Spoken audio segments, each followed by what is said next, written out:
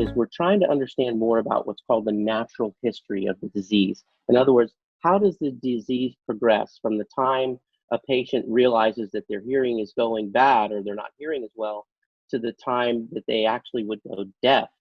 So what we're doing at Rescue Hearing is we are taking data from patient records that have tested positive for this specific genetic mutation.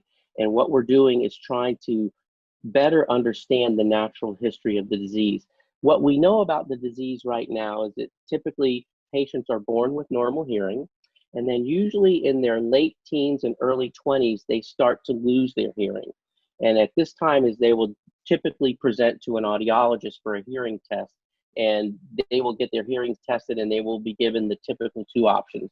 You have the options of hearing aids, and if your hearing goes really bad, you potentially could qualify for a cochlear implant. So the patients at this phase of the disease have to make that decision.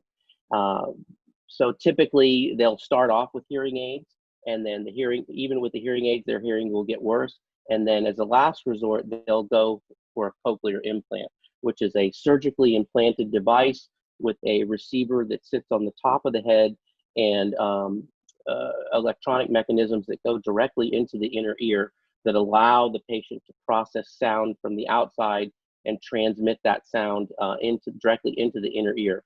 So patients that are at the worst part of this disease typically get a cochlear implant. But because this disease affects it affects multiple parts of the inner ear physiology, hair cells as well as nerve cells, their hearing continues to get worse even with a cochlear implant. And that is one of the reasons why we selected this particular disease population, was to be able to help these patients before they go deaf. And that's essentially what RHI 100 does. So in addition to the mouse data, in addition to our in vivo data, our cell data, we're also doing natural history studies on individual patients, documenting their journey from the beginning, when they begin to lose their hearing, to the point to where they go deaf. And we have several of these patients' data available to us that we will present to the regulatory authorities, the FDA and the EMA, because the regulatory authorities also want to know, how does this disease progress? So RHI is in the process of amassing a database of patients who have this mutation and tracking the natural history of this disease as it progresses through.